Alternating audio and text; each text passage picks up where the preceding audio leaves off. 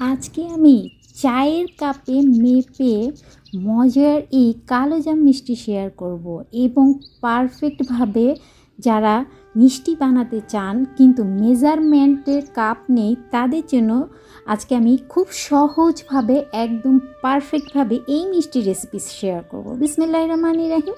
Hello everyone, আসসালামু আলাইকুম। এখানে আপনাদের বাসায় যে চা খান এরকম সাইজের একটা বড় সাইজও হতে পারে, ছোট, অবশ্যই সেই সাইজের কাপটা এক রাখবেন। সেই কাপের মাপে আমি 1 কাপ ময়দা নিয়ে নিয়েছি আর সেই কাপের মাপে আমি 1 কাপ ফুল ক্রিম গুঁড়া দুধ নিয়ে নিয়েছি। আর এখানে আমি 3 চিমটি বেকিং সোডা দিয়ে দিচ্ছি। আর আপনারা যদি চান 1 চা চামচ বেকিং পাউডার দিবেন। আর 3 চিমটির মতো বেকিং সোডা দিয়ে দিয়েছি আর 1 টেবিল চামচ আমি সুজি দিয়েছি। মিষ্টির দোকানের মতো দানাদার জুসি মিষ্টিটা যদি আপনারা খেতে চান তাহলে কিন্তু এইভাবে আপনারা মিষ্টিটা বানাবেন। একদম কেউ বুঝবেই না যে এটা আপনি দোকান থেকে কিনে আনেননি, এত মজার হয়। আর এইভাবে মিষ্টি বানালে আপনার মিষ্টি সফট হবে এবং খেতেও অনেক মজা হবে।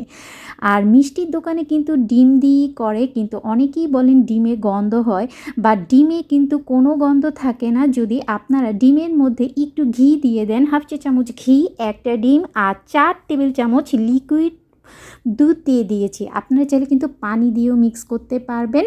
আর এখানে কিন্তু আপনারা চাইলে সামান্য একটু এলাচ গুঁড়া অথবা জয়ফল গুঁড়াও দিয়ে দিতে পারেন। আমি কিন্তু সবসময় মিষ্টির মধ্যে এলাচ গুঁড়া জয়ফল গুঁড়া দিয়েই করি, বাট আজকে আমি এলাচ গুঁড়া জয়ফল গুঁড়া ছাড়া করছি। অনেকেই প্রশ্ন করেন এলাচ গুঁড়া জয়ফল গুঁড়া ছাড়া গন্ধ হবে কিনা, সেই ক্ষেত্রে কিন্তু আপনাদের অবশ্যই ঘিটা ব্যবহার করতে হবে। 2 টেবিল চামচ ঘি দিয়ে আমি খুব ভালোভাবে মিক্স করে নিয়েছি। যখন মুট করে ধরছি এটার বলের মতো হয়ে যাচ্ছে, চাপ দিলেই ভেঙে যাচ্ছে। ডিম আর দুধের মিশ্রণটা পুরোটা ঢেলে দিয়েছি। এখন একটা চামচ দিয়ে মিক্স করে নিচ্ছি। আর মিষ্টির ক্ষেত্রে কিছু টিপস আছে, সামান্য একটু টিপস ফলো করলে আপনার মিষ্টিও কিন্তু একদম সফট হবে, নরম তুলতুলে হবে। এই যে আমি কিন্তু আরও 2 টেবিল চামচ লিকুইড দুধ দিয়েছি। এটা কিন্তু অবশ্যই আপনাদের যার যার ময়দার উপরে ডিপেন্ড করে। আজকে কিন্তু আমি ময়দা দিয়েই করেছি, আপনারা চাইলে আটা দিয়েও কিন্তু এই মিষ্টিটা বানাতে পারবেন। এখন আমি কিন্তু এটা খুবই সফট হবে, স্টিকি হবে, একদম হাতের সাথে লেগে যাবে। আর সাথে সাথেই প্যানে আমি তেল গরম করে নিয়েছি। আর ভাজার জন্য মেইন যেই উপকরণটা সেটা হচ্ছে তেল। তেলটা কিন্তু একদম কুসুম গরমের থেকেও কম থাকবে। আপনি হাত দিয়ে টাচ করলে সহ্য করতে পারবেন না, কিছুক্ষণ চুবিয়ে রাখতে পারবেন না, কিন্তু হাত দিয়ে টাচ করতে পারবেন।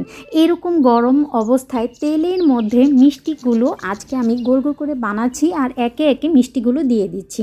আর একটা একটা করে দিচ্ছি আর উপর থেকে কিন্তু মিষ্টির বলগুলো ভেসে উঠেছে। যখন সবগুলো মিষ্টি উপরে তেলের উপরে ভেসে উঠবে তখন কিন্তু এইভাবেই চুলা আঁচটা মিডিয়াম হাইতে করে নেড়ে চেড়ে ভেজে নিব। আর উপরে ভেসে আসার আগ পর্যন্ত চুলা আঁচটা লোতে রাখবো। আর এখানে আমি ওই একই কাপ দিয়ে 2 কাপ চিনি নিয়েছি, 4টা এলাচ একটু মুখটা ফেটে তারপর দিয়ে দিয়েছি। 2 কাপ চিনির জন্য 5 কাপ পানি আমি এখানে ব্যবহার করেছি। যেহেতু এই মিষ্টির শিরাটা একটু পাতলা হয় আর একটু বেশি করেই নিতে হয়।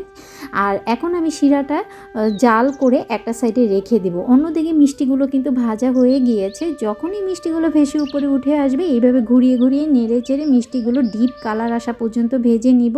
অন্যদিকে শিরাটাও বলক চলে আসলে একটা সাইডে রেখে দিব। আর অবশ্যই কিন্তু যখন গরম গরম মিষ্টি কিন্তু গরম শিরাতে দিতে যাবেন না, সেই ক্ষেত্রে কিন্তু অনেক ক্ষেত্রে মিষ্টিগুলো চুপসে যায়। তাই আমি মিষ্টিগুলো প্রথমেই আগে তেল থেকে তুলে একটা সাইডে রেখে দিব। মিষ্টিগুলো শিরায় দেওয়ারও কিন্তু টিপস আছে। গরম গরম মিষ্টি গরম শিরাতে কিন্তু কোনোভাবেই দিতে যাবেন না। এখন অন্যদিকে শিরাতেও বলক চলে এসেছে আর মিষ্টিগুলো যখন রুম টেম্পারেচারে চলে আসবে, যখন হাত দিয়ে দেখা যাবে যে মিষ্টিগুলো ধরছি, গরমটা সহ্য করা যাচ্ছে, এই যে গরমটা সহ্য করা যাচ্ছে, এই অবস্থায় আমি মিষ্টিগুলো শিরার মধ্যে দিয়ে দিব। আর এখানে আমার পাতিলটা ছোট হয়ে গিয়েছে। এখানে কিন্তু 2 কেজি মিষ্টি হয়ে গিয়েছে মাত্র 1 কাপ গুঁড়ো দুধ 1 কাপ ময়দা দিয়ে। এখন আমি শিরার মধ্যে ঢেকে 10 মিনিটের মতো এটা আমি জাল করে নিয়েছি। শিরাকে মিষ্টিগুলো একদম টই টুম্বুর হয়ে গিয়েছে। দেখুন কতটা সুন্দর লাগছে। গুঁড়া দুধের মাওয়া করে নিয়েছি, ইনস্ট্যান্ট গুঁড়া দুধের মধ্যে একটু ঘি দিয়ে মাওয়া করে আমি প্রত্যেকটা মিষ্টি গুঁড়া দুধে এভাবে গড়িয়ে নিয়েছি। আর দেখুন কতটা সফট হয়েছে, একদম দানাদার জুসি একটা মিষ্টি কিন্তু আপনারা এইভাবে পেয়ে যাবেন।